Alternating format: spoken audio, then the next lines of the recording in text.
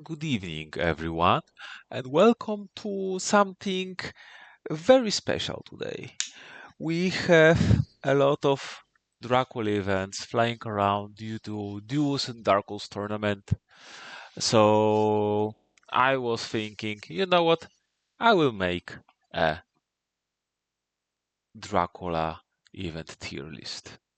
Now, what is important, in my opinion, for every tier list to have some boundaries, to have some context that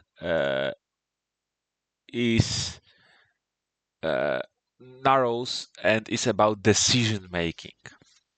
In my opinion, tier lists only make sense when they are, in a sense, when you decide about a thing higher in a tier list in comparison to lower on a tier list.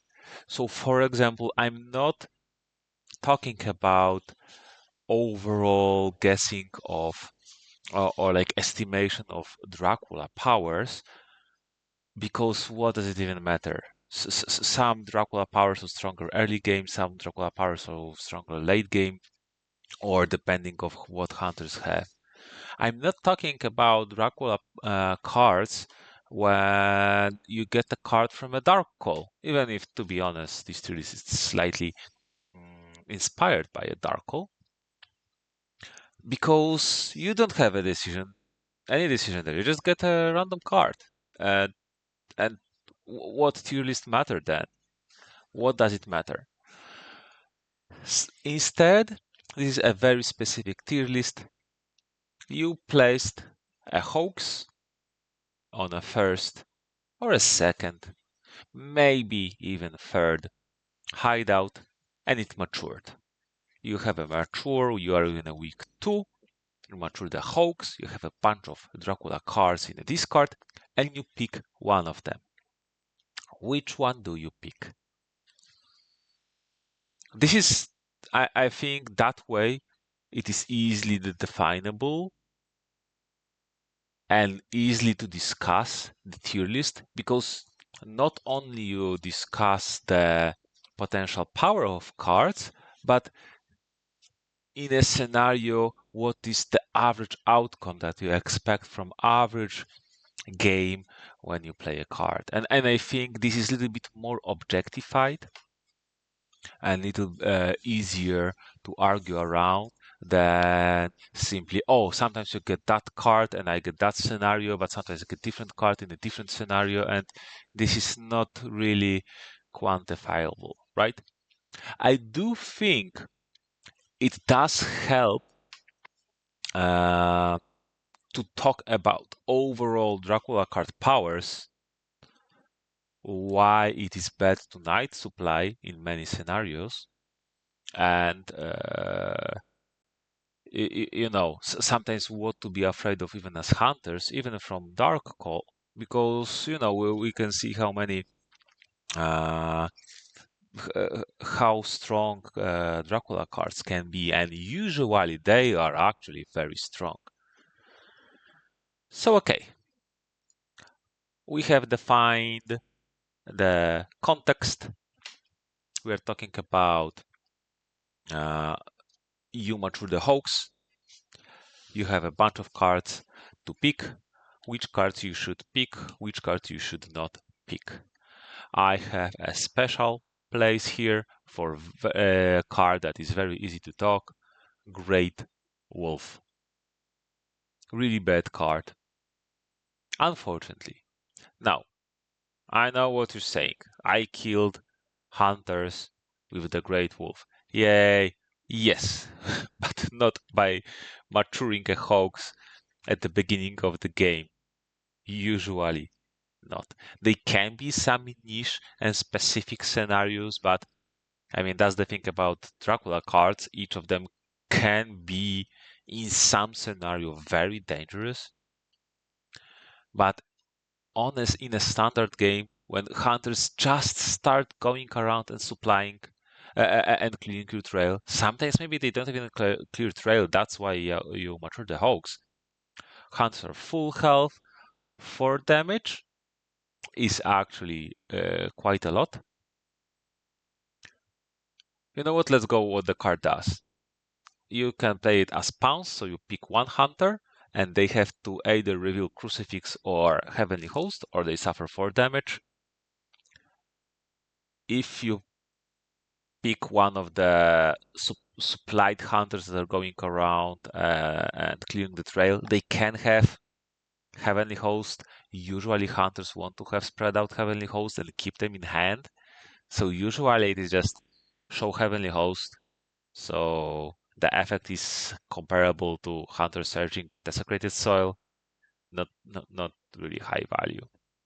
The, and as an ally, first of all, whenever you ally uh, a card, it can be removed by Good Luck, which is really bad feeling for Dracula because Good Luck is useless card for hunters.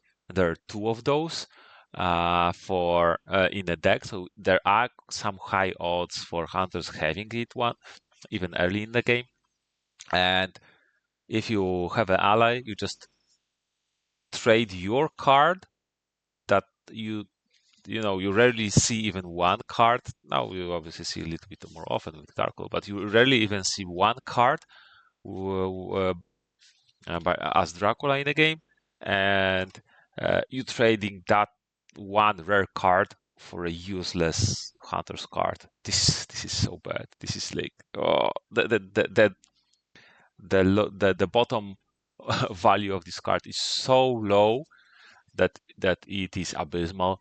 It is cute when the Great Wolf stays around and forces hunters to show that they're heavenly hosts or just bites their ass a little bit, but 1 damage here and there can be impactful. Don't take me wrong, it can be, but uh, if you have any other card to choose any other card. Literally, if your hoax matures and there are 2 cards in a discard pile, 2 Dracula cards, you're not choosing Great Wolf, right? Because the odds of doing something is so low, and like doing anything useful is so low, and if does something useful, it is also low.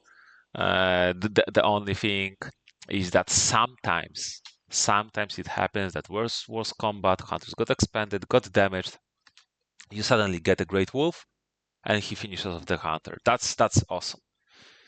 But that's not. I mean, then you don't apply the tier list, right? Then you just pick a card that is awesome in this situation, and tier list like don't matter then. So if you have a very specific near scenario. Yeah, okay. Now we have it out of the way.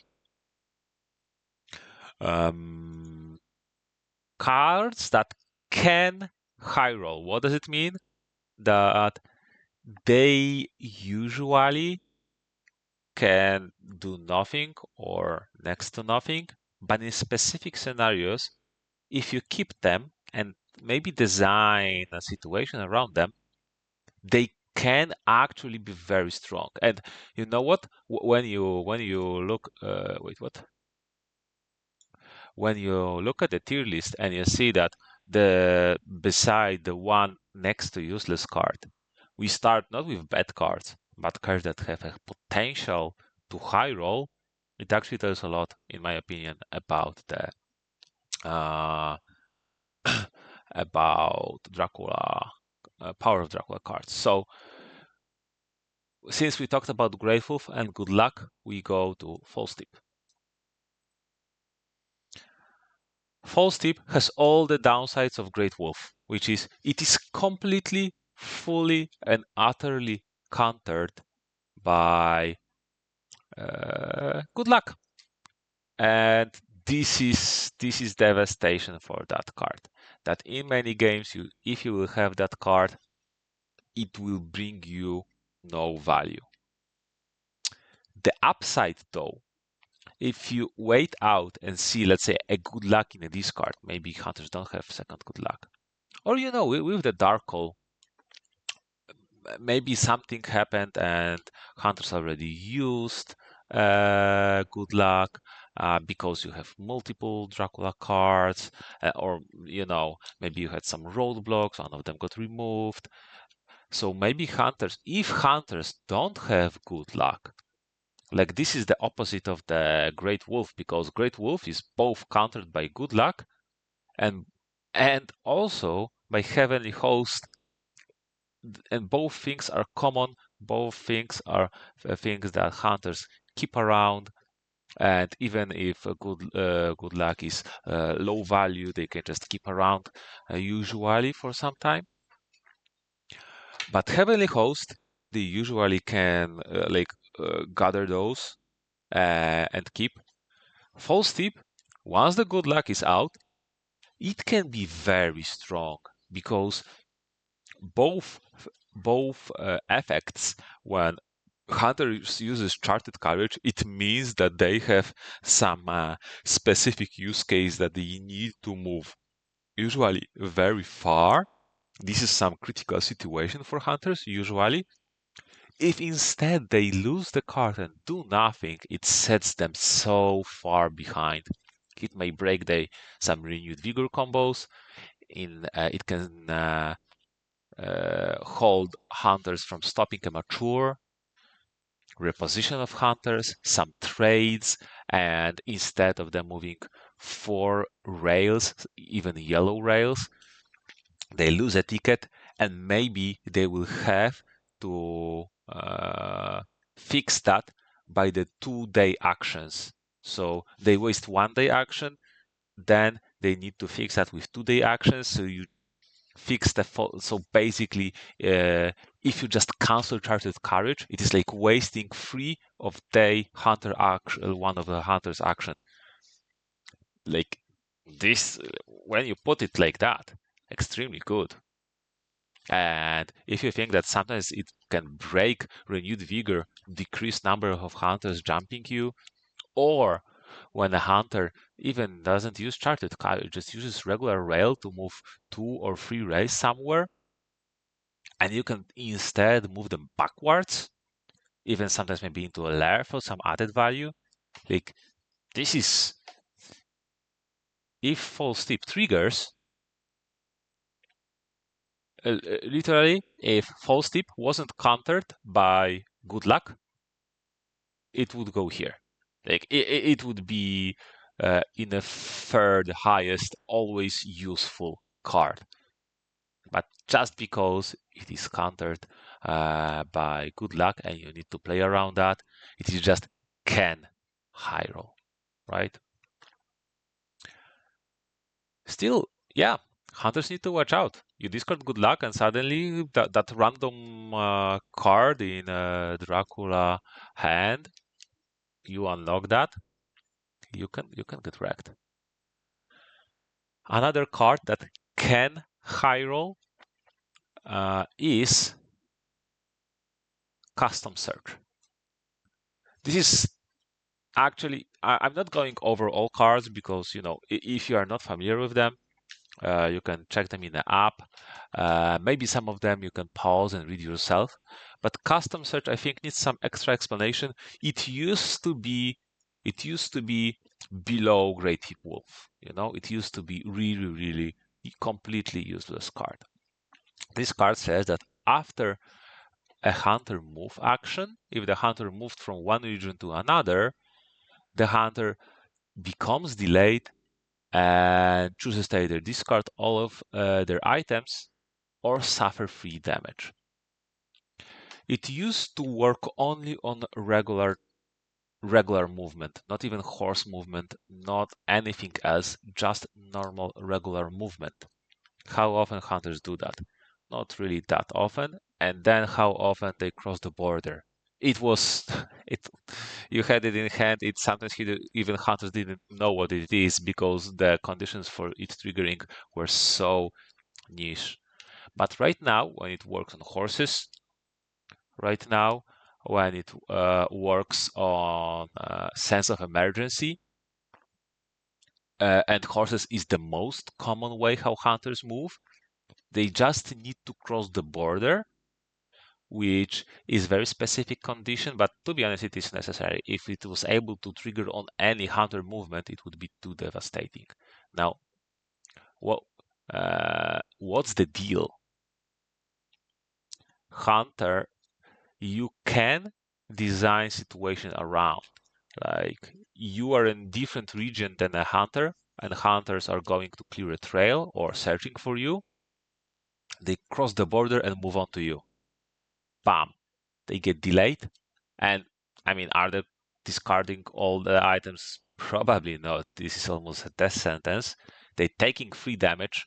They get ambushed maybe by something, taking 2 more damage, and suddenly they lost like about 5 health. They are delayed, so cannot do anything at night. They cannot heal. And yeah, you are against 4 health damage entering a night fight. Close, right?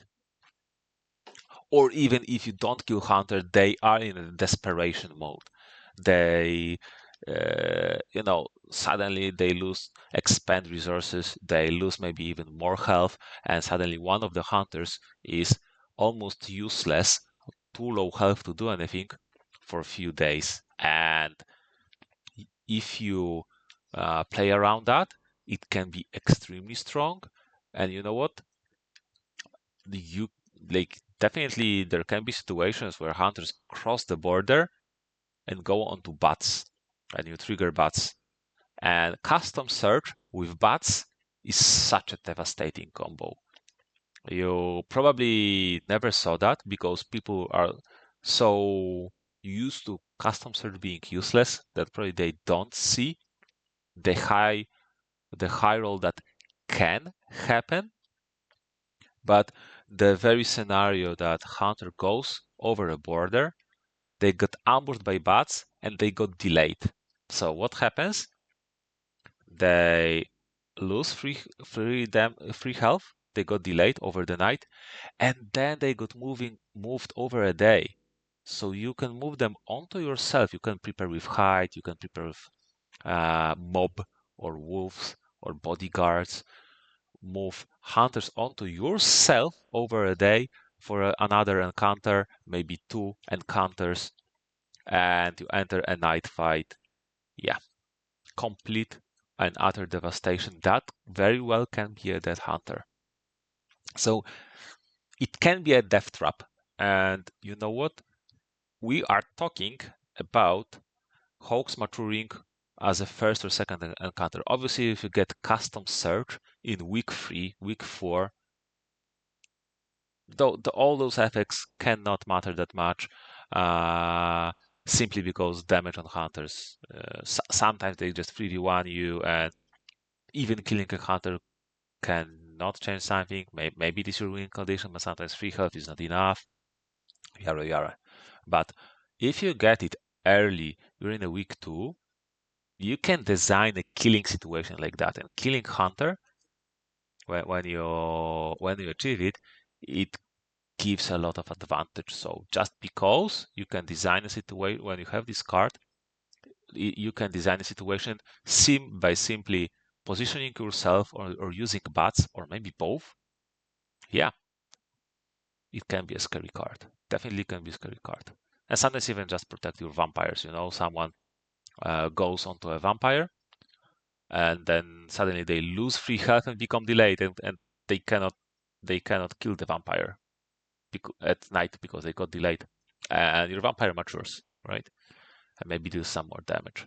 So yeah, it has multiple uses. This is not a weak card, especially if you keep in mind and you use it. It is very very specific, but it can trigger multiple times over the game.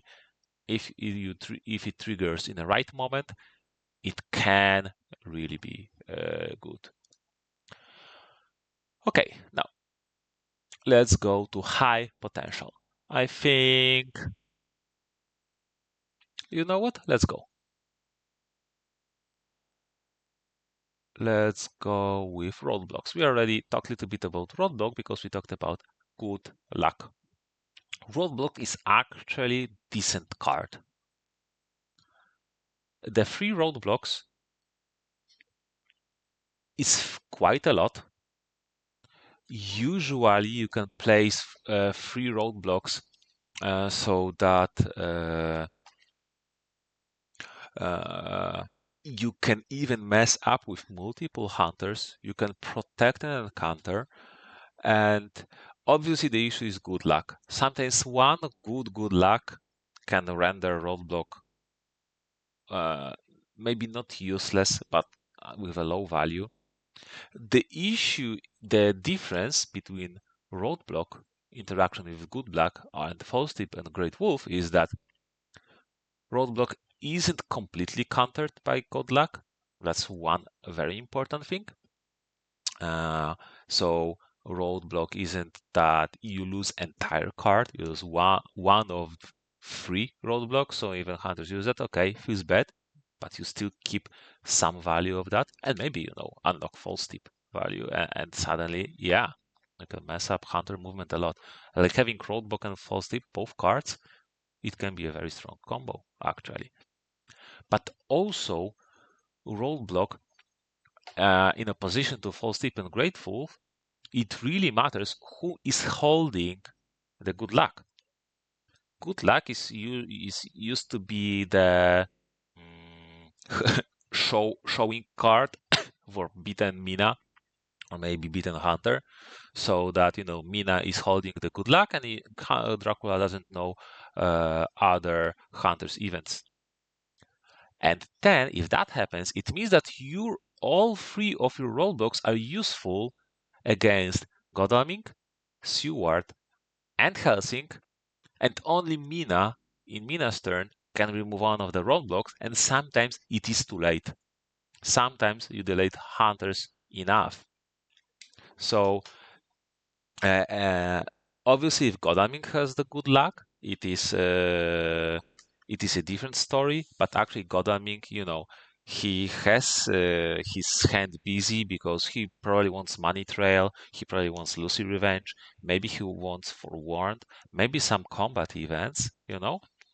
Uh, maybe Sense of Emergency, maybe Charted Courage for some extra movement to reach out and check more, right? Suddenly, Godalming is one of the toughest hunters to kill, so he is also the target along with Seward to keep the renewed vigors, to keep the CG, the strongest events. In that case, like in a limited hand, Godalming not always has good luck. Maybe even Seward, despite having higher hand, not always have like bigger hand, not always has the good luck. So yeah, like free roadblocks for an entire turn for free hunters, even not for Mina, they can mess up hunters pretty well in some regions. Some regions are well connected, and when hunters are using horses, they just move around fairly well. But in some moments, you can just block, like on the east, in the Italy, in some connections, you can definitely slow down hunters, especially if they're like little bit behind and chasing you, and there's one optimal way how to close the distance. You can mess them up or protect yourself, protect from maturing. So it can be a very useful card, especially if you have it early and play around it and design a situation. Not just you got random roadblock. Oh man, I'm in the middle of the continent. What I do with that? But you have the roadblock, and you keep in mind that you have it for the next 2 weeks. You lock yourself in Amsterdam, right? You go to England and you lock the roads. There is really high potential of this card that is not as easily countered by hunters as other cards. Okay, another card. Actually, let's go. You know what? Now, Seychelles plus press. This one is actually very tricky one because usually when you are maturing a hoax, usually your trail is revealed by that time.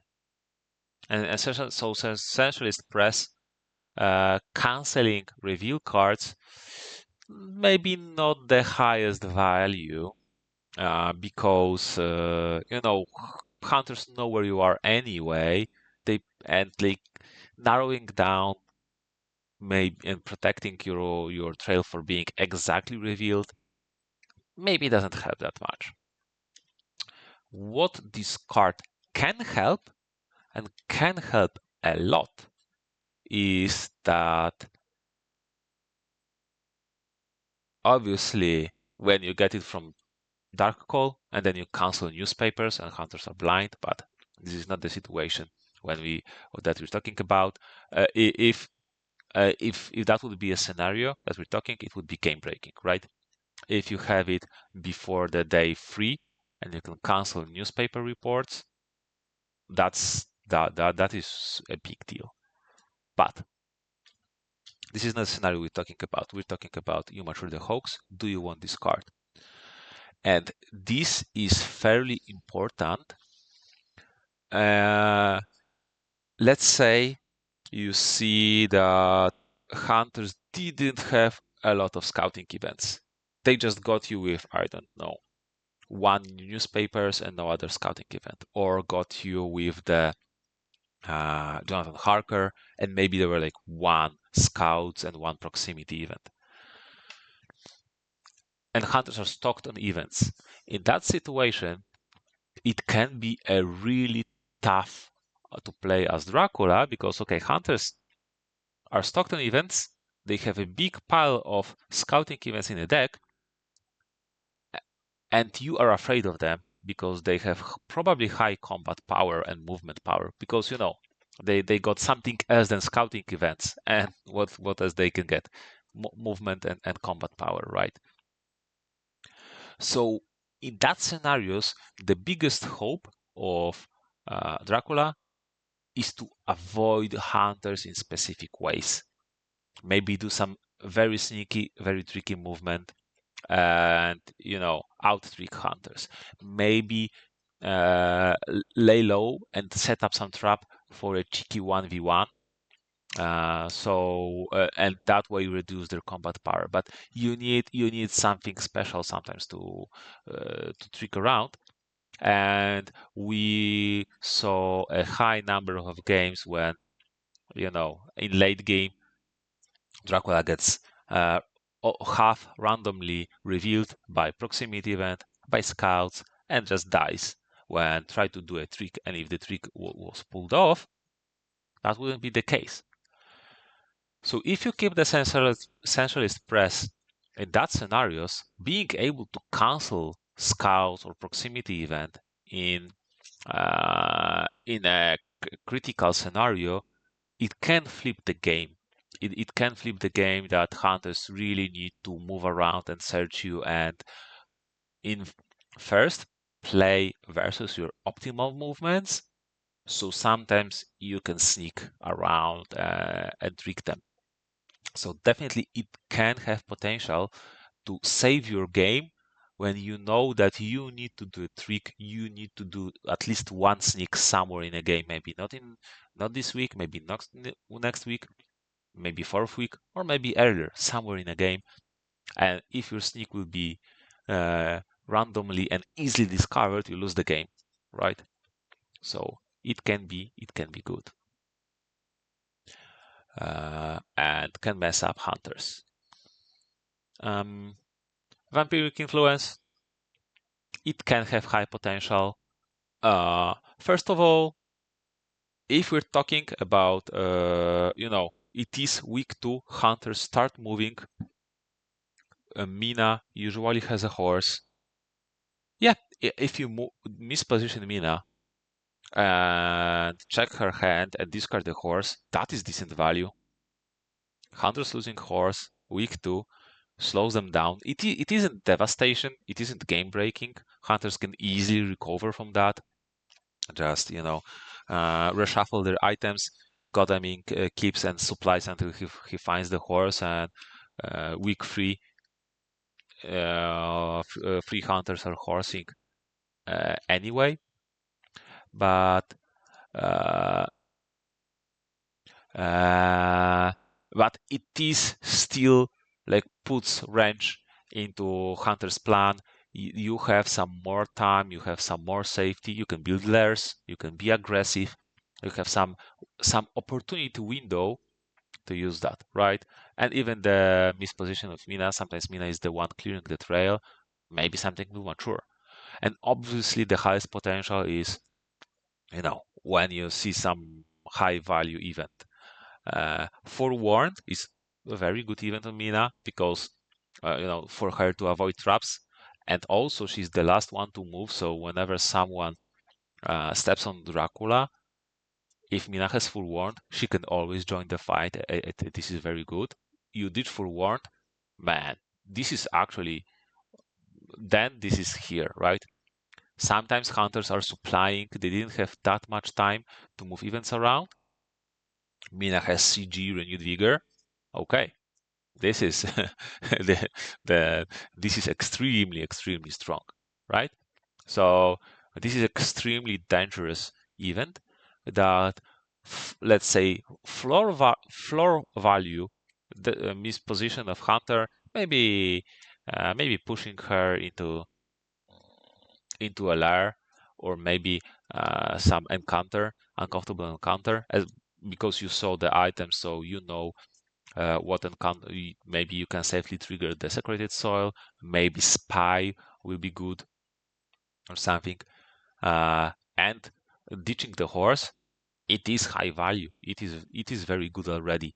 So mm, it is not the top tier that you can get with Dracula events, but we can see, like, if if the middle of the round tiers of Dracula events are already high value, uh, you know, it is good. It is tasty. And now, Nocturnal Visit. Nocturnal Visit is tricky one. Maybe it should go here, to be honest. Uh, it changes every combat in dawn and day into a night fight. But I will put it in here, high potential, because I want you vampires to be inspired by Nocturnal Visit. First of all, aggressive card. It amplifies so much all of the assassin, combaty, and aggressive Dracula playstyle that the fact that you can just walk on the hunter and trigger a night fight, Mina is clearing a trail, doing something, you walk onto her, and suddenly night fight, bam, devastation, right? Hunters are blocking your paths to lairs because they're standing on a lair. Okay, you don't care. You have an encounter because it is a lair. You walk onto a hunter, bam, night fight. And maybe in a lair there's a vampire. Whenever hunters will try to support the one that is standing on you and join the fight, they will have to night fight through a vampire in a lair before they night fight with you. So Nocturnal Visit actually can augment and supplement your aggressive plays, but also your lair strategies, which in my opinion are the strongest Dracula strategies. So you may think, yeah, how often? Like sometimes, okay, I have uh, I have vampire somewhere on a trail, right? Okay, trigger it. Someone just goes night fight. Sometimes maybe happen, but that's not the potential for the card. That then it is just high roll. The true potential of this card is when you are layering, when you are aggressive, then you add the extra oomph to those strategies that I think I've proven very strong already, where you have no Dracula cards. But when you put Nocturnal Visit on top of them, oh man, you know what? That's scary. I'm scared myself. I'm scared myself. Obviously, still quite tricky. Still, hunters, not always scenario happens for Nocturnal Visit. That's why it is only high potential and not always useful. It is not always useful card because sometimes hunter maybe they just avoid you anyway, so you don't have that much potential to trigger it. Maybe they kill a hunter in an ambush. The kill a hunter. They kill the vampire in an ambush. Maybe a few things happen. So yeah, but if you work for it, it can have high potential. Now we go to always useful card. Like all of these cards have potential, can high roll, or you know, and you have work for them. And there are cards that you don't like. Whenever you get them, you can always get value of them. And getting any value is easy, and getting high value is also and like there is they can get really high value, but getting any value is very easy. And so they're very consistent, always useful cards. One of them is obviously seduction. Whenever a hunter performs a search action and there is a vampire, the vampire returns to the hand and hunter is beaten. So obviously the highest value is Mina searches aristocratic and she dies. And then this is game breaking, right? Suddenly, whoa, we're just clearing the trail and Mina died. What the hell? But even if hunters realize that you have it in hand and you never use it, it means Mina can never search.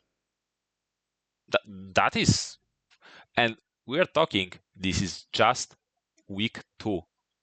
For the rest of the game, Mina cannot search. So when you realize it may not sound that, oh, well, okay. No, it is not, oh, well, okay. Because Helsing usually stays behind and is not participating in most of the game in Dracula Hunt. It is usually Mina, Godalming, and Seward. And Godalming and Seward are the forward hunters that search for Dracula or for his trail. And when they don't find, then Mina sometimes joins them or goes to clear the trail. And there's some turns in that. If the forward hunters are forced to deal with your trail, because Mina cannot do this, the low initiative hunter cannot do this, for the rest of the game you are that a little bit safer. And it is not much per day, but it amounts total value over entire game. It is so if you just keep it in hand and never use it, it gives you something. And not many cards do that. This is something useful. You play 3 aristocratics. One of them sometimes Seward clears aristocratic, and next aristocratic is with bats. Godalming goes there, is batted away. Seward cannot go because it is delayed. What Mina does, doesn't go search it. And so seduction gave you aristocratic mature, and you still have it in hand. It still has an effect. A very useful card, always useful. You have it in hand, you never use it, and it gives you value. You know what other hand has similar purpose? Devilish Power. It is a safe net. Whenever you know that you never die to CG nuke, because when you remove CG token, there is no spot on the map that you instantly die from 15 health, let's say, right? Obviously, if you get put through the sea, yada yada. If the CG hotel is impossible, you can be pushed by the tokens, you can be moved somewhere, but you cannot be locked for multiple days in a single location for hunters to gather and jump you. It opens up map so much. You can keep this card in hand and move much more freely on the map.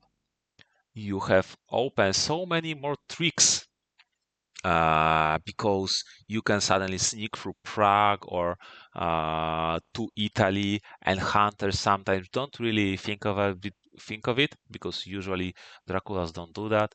You can wolf form into Granada. your map is so much more open, and you have so much more potential to do stuff, right? Even going through like CG is such a scary card. You need to keep in mind that a lot of time that if you go somewhere, hunters will know that you went there. If they have CG, you basically lost the game. And Devilish Power says no. So the fact that hunters don't harness that constant value of a card that they maybe not even have, it helps a lot.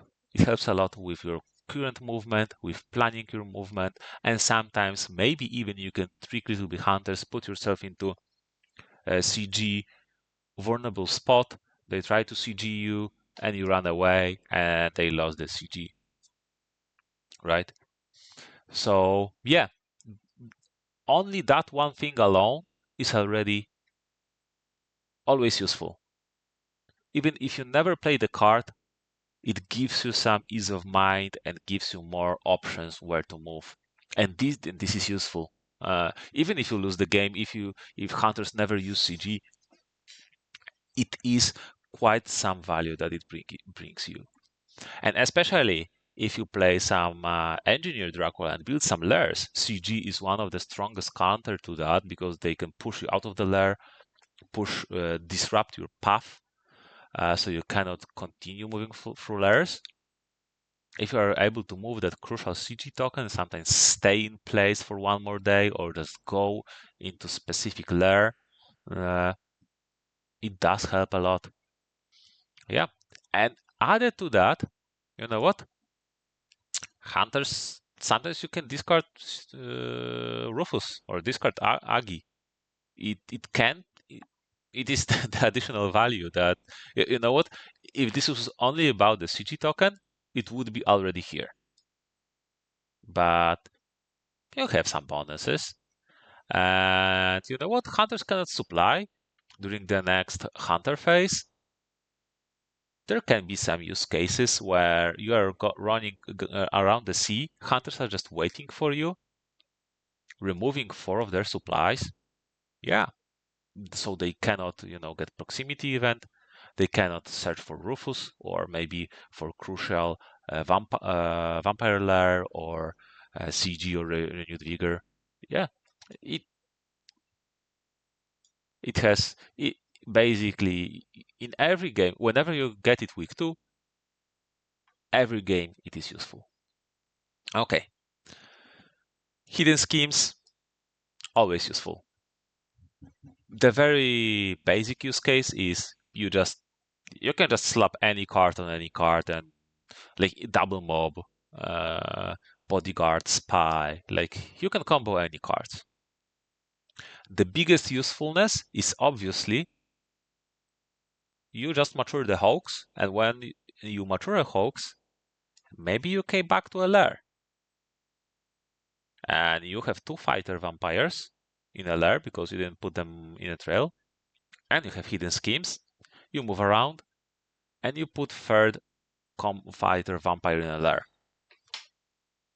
This is and this is your, and I'm referring to your like first not misdirected hideout, right? Or maybe you have a vampire down the line. You put up a second vampire, and 2 reckless with a rumor token. They're bound to give you some points and give a lot of pain for hunters. Even aristocratic and bats. Yeah, and or maybe you put new vampire, you hide, put reckless vampire, you move and use hidden schemes, and you put and you have like 3 vampires in one spot thanks to hidden schemes. And building lairs is strong. This gives you ability to have a lair without all the pain of going in a circle for a week. And if you realize that lairs are strong, and it makes them even stronger when when you imagine you have a 3 vampire lair and you play hidden schemes on that location, and you play a hoax or like anything. Like, are hunters going and even trying to clear it? If not, you get so much value for maturing. If they go and try to stop it, You get so much value for Hunter stopping that. Yeah. Yeah, you can do a lot with hidden schemes, and sometimes combining two encounters can be decent. Maybe not game breaking, it is always useful, but sometimes you can break a game. Harder to do, obviously, requires a lot. But yeah, even sometimes hunters clear a hideout and move further, and then you just put a thing on that hideout again, so they need to go back. Yeah, majorly irritating. It's like almost like you had the bats and additional counter in that hideout. So yeah, it is really cool. And always useful. Enraged. You may say, what's a Karchak? You cannot escape the combat. Sometimes it's not that useful. Sometimes it burns a pocket in your hand. It is always useful because you can always trade it for one influence. This is the only card that it gets you a guaranteed one influence point. Hunters go on to Reckless, you ambush with the Reckless, you Fang, it is a knife, or Crucifix, and sometimes you say, you know what, I will get my 1 point. You can do that. And it is already useful. One influence can be a breaking point. It is not much, I admit, but always useful. And that one influence, the more you play the game, the more you learn. Every influence point matters.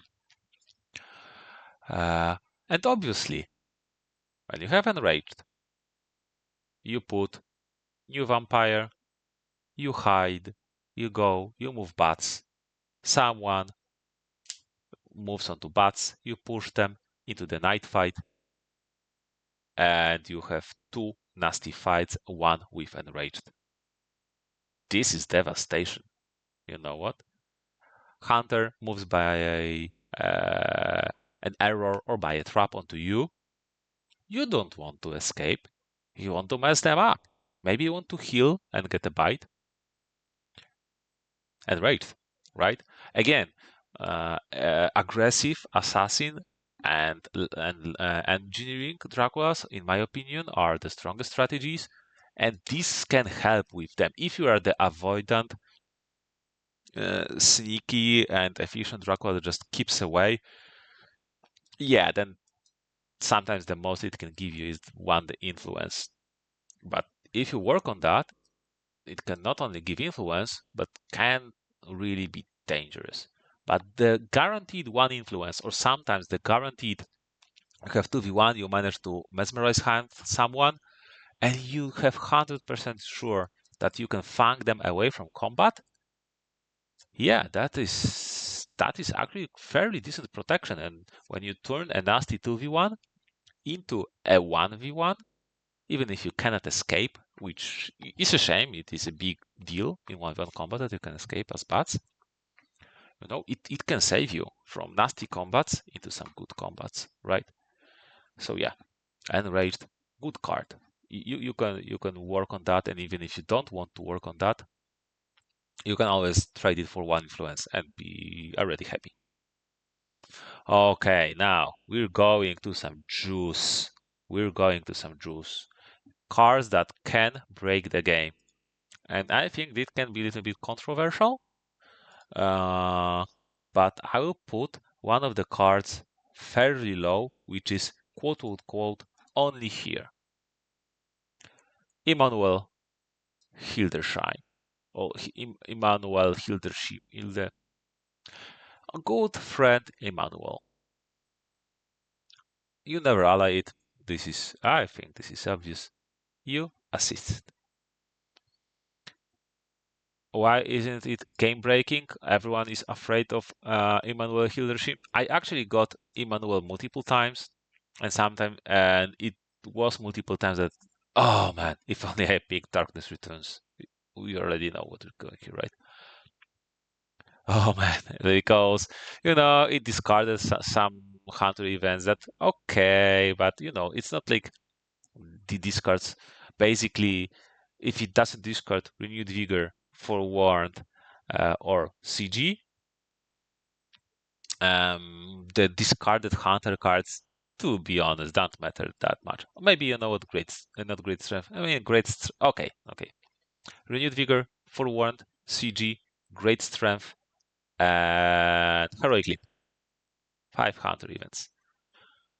You may think it is a lot, but you would be surprised how often you get a discard without any of those cards. And any other cards, man, yeah, maybe money trail, but there's still hypnosis, there's still surprising return, there are still ways. It's not like unlock some. If you see money trail, suddenly you know, okay, I can go to the sea freely now, right? Like with other cards. So seeing discarded plant ambushes and good lucks and charted carriages and sense of emergency, cute, but you basically know that hunters don't have all the events anyway, right? It's not like hunters discard events from their hand. They just discard from the deck that they wouldn't usually have them anyway, right? So yeah, um, it can break a game if it discards key cards, but cannot. But sometimes cannot, and sometimes it draws you cards like it can draws you like a false tip, nocturnal visit. Okay, good. That's why this card is higher than most of the other cards because if you get those other cards from here, you get some added value, right? So definitely very very strong and can break the game. But sometimes it doesn't go to game breaking always because sometimes it is good value, but the game continues as it used to. Uh, Definitely, obviously. I mean, I'm like downplaying Hildershim it being high tier because I'm explaining why this is not here, right? Definitely super strong card, super scary card. But I think everyone knows that. But if you play it multiple times, you will see it can be fairly random and hit on miss. The miss is still high value. That is clear, but not game breaking. And I think this is the distinction. Another thing, you know what we're getting here? Time for Dracula Brides. I think people usually don't think so much about that. And you know what? Again, not worth allying because good luck, too easy to get rid. And ally is strong. I think both Hildershim and Dracula Brides actually have very strong ally effects. But the corrupt, we're talking about, if you agree with me that hidden schemes is always useful, Dracula Brides is stronger. And yes, you cannot plan around like with hidden schemes. Maybe with the exception that you know where your host is maturing. So come on, think about it ahead of a time. And probably a lot of you think like, oh, Dracula Brides, I got it multiple times, didn't matter that much because you got the Dracula Brides from Night Search, some late in the game, maybe from Dark Call, and then you can choose up to two from three hideouts, and one of them is Dark Hole. Okay. I mean, actually, from Dark Hole, you have a wide array of choices. So it is a downside and upside. But when your hoax is maturing and you are going back to lair, you just have a 2-encounter lair on your trail. Dracula Brides for the third encounter, and something else gets a second encounter. It makes Soul Trail suddenly so scary and so powerful that it can break the game and win you game by itself, that you don't even need to do anything else. You just try to run away and just let hunters deal with that mess. And even if you're not going back to lairs, you're just building the trail. If you have 3 hideouts to choose from and you can add additional cards to them, it is always strong having 2 back-to-back hideouts with double encounters, because single encounters are easy to deal by hunters. But if you double up mob and wolves Counter searches that, devastation, useless for a few days. Spy, bodyguards, obviously. Spy, fighter, vampire. Mob, fighter, vampire. Double, fighter, vampire. Um, vampire and bats, vampire and saboteur. Maybe you are fairly safe, so you put on the first hideout, you have double encounters, and then you hide for third encounter. And suddenly you're just moving around, nothing special happens. Bam, you have like double layers suddenly, right? Super strong. It definitely can break the game that you just get layers out of nowhere, and everyone knows how layers are scary. Where the biggest downside of layers is that hunters know where they are.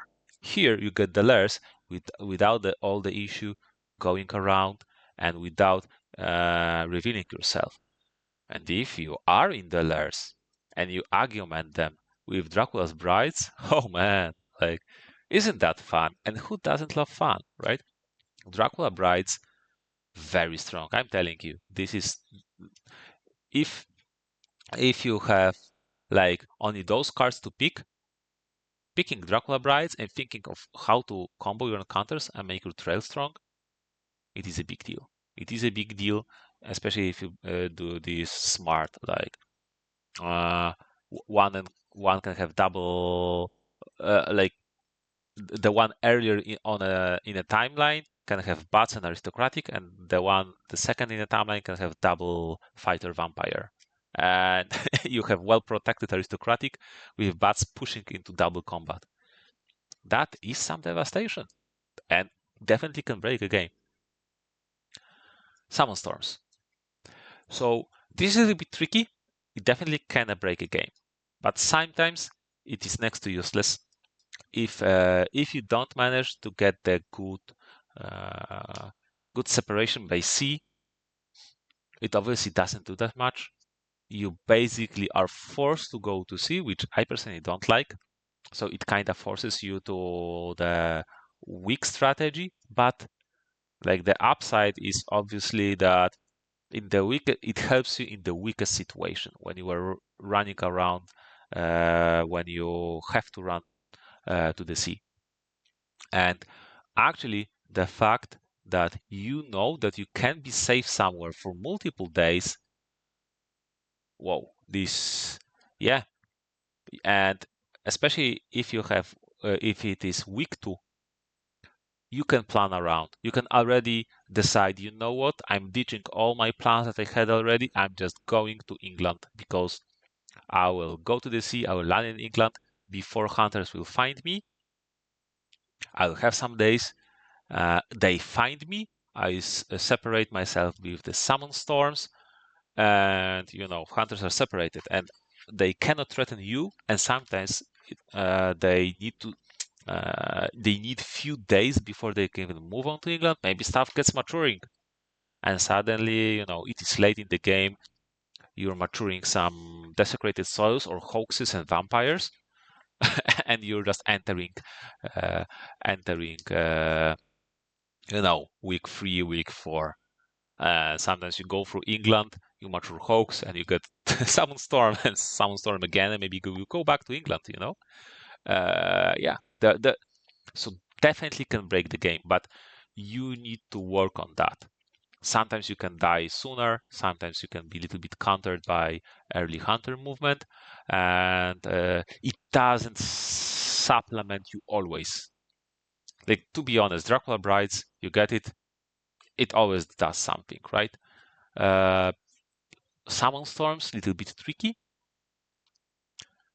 but not that much. I mean, it is not that hard to escape to the sea and even land in Cagliari, and even then, if you go to Cagliari, you feed, you hide, you do stuff that you want, and time passes, and suddenly, even clearing Cagliari may become a problem.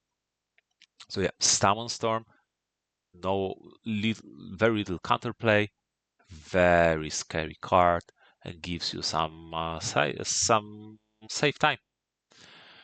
And now we go to the favorite. And you already know what is happening. Some controversy because you see this card, but let's go through the obvious stuff. Darkness Returns, Unearthly Swiftness. Quite similar cards, both give you double movement. If you are weak 4 as Dracula and you're keeping one of those cards, you almost won the game already. Almost. Or sometimes 100%. If obviously you need to take only 2 steps. If you have double fog in your hand, you land somewhere and hide. Hunters have not much to do unless they CG you, which is actually some counterplay. But yeah. And they can save you from very difficult positions in the mid game. So if you keep them into late game, they massively increase your win odds in the most difficult time for Dracula. But even in mid game, you are surrounded by hunters. Maybe they played CG and surrounded you. You have that extra move to run away from some traps from being surrounded. Especially if you pair it with moving your trail faster, so threatening matures or even maturing something. Very scary stuff. Unearthly Swiftness and Darkness Returns, just take a note, it doesn't counter CG, it just helps you because in both cases, your second, I saw that mistake happening a few times. People play it hoping that CG will go away for the second movement. Whenever you play Unearthly Swiftness, the dawn doesn't happen, so the CG is not removed between your phases, right? So you need to navigate around that. Darkness Returns makes again so that dawn doesn't happen and Heavenly Host tokens are removed during the dawn. So keep in mind that it helps you when you are surrounded to escape, but it doesn't help you in a sense that it doesn't outweigh the CG. So it is tricky. Darkness Returns has always the value of in general, I think Darkness Returns is stronger because it always has the value of accelerating the game, taking away 1 day from the calendar, and reshuffling Hunter Dracula event cards, which is very strong. Also, you can move on to Hunter like at a night fight, so it is like Nocturnal Visit, Hoax Maturing, Unearthly Swiftness, and it is this card does so much at the same time. The only but sometimes Unearthly Swiftness can actually be stronger because hunters still have the night actions, so they whenever you move and play Darkness Returns, they can still CG you before your second move and narrow you that way, right? They can search when they're on an encounter.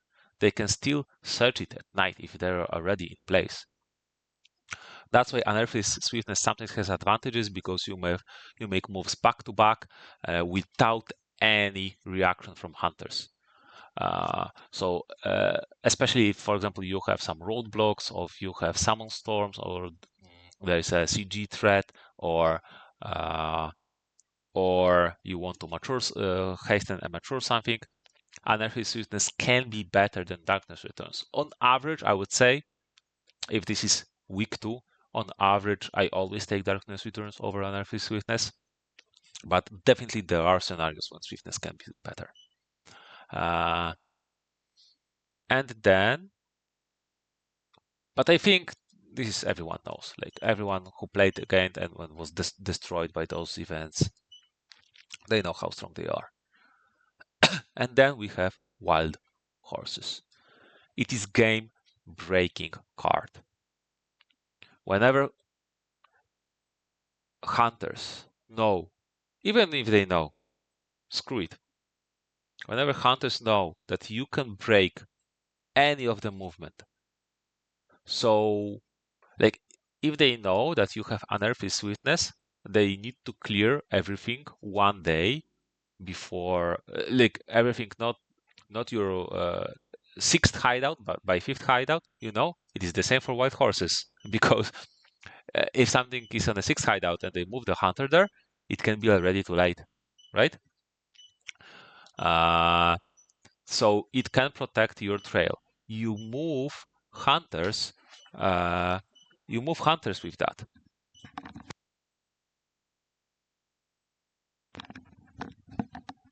So you can set up traps. And remember, we're talking here about week two. You have still the opportunity for aggressive plays, and this is something that actually I did recently, is where I had a card maturing and I had wild horses, uh, and I moved and hidden. So I was on double encounter. Mina was going to clear my vampire, and I moved her onto myself instead. So I matured the vampire and I moved the Mina where she didn't want to move. I had the combat and killed the Mina, and this is like, wow, this is the value is through the roof, right? Um, because I got to 10 influence at week two because of the vampire maturing and because of the killing hunter, like utter devastation. And what is also important is that with Unearthly Swiftness and Darkness Returns, if you have it in your pocket and hunters suddenly renewed vigor you, they do completely nothing. They don't help you in any way. They just can rush you and kill you the same. And with wild horses, you don't need you don't need to plan around, estimate hunter strength, or all of the stuff that they can do. Do they planning to pounce you next turn? If yes, you play them, and they still have the pounce power. You just run away to safety. This when hunters play and rush you with their renewed vigors, movement actions, events, maybe scouting events, and all of that, and you break that and you change 2v1 into 1v1 or 3v1 into 2v1, it is, and you survive that. This is, I mean, game brain picking because you were just about to lose the game, and instead the game is ongoing, but hunters lost their prime resources. There is there is little, let's say, value to compare here when instead of losing the game you keep playing, but hunters are lost their prime resources, right? So uh, this card has so much use cases between protecting trail, allowing you for assassination, protecting you, and sometimes, yeah, you don't even need to like do anything smart or plan or special. You just keep it in your hand, keep it until the situation happens where second hunter moves onto you, and then you move him away, right? Them away. The only weakness of this card is obviously rails. So this is something you need to keep in mind. But hunters always, uh, you know, I mean, yeah, hunters always like need to move not only by rails.